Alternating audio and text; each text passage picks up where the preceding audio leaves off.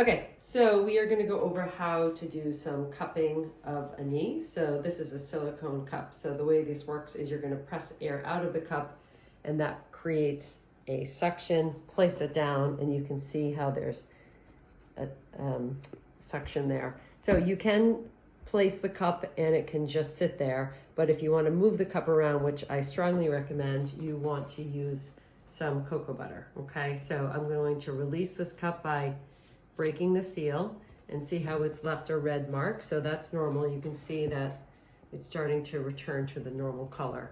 I'm going to use some cocoa butter. So this is very thick.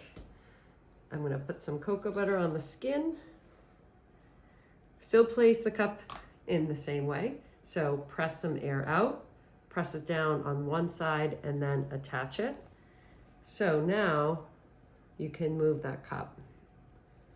So depending on how this feels, you can increase or decrease the amount of tension. So if you want to decrease the tension, you would just push a little less air out, and then you probably feel that a little bit less.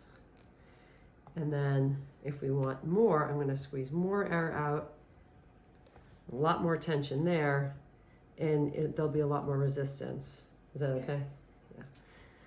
So you can do this with your leg out straight. You're going to feel more sensitivity on the outside instead of the inside.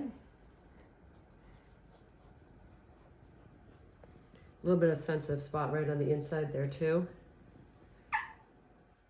And you can also change position. So if you go ahead and bend this knee up, there's going to be a little bit more tension.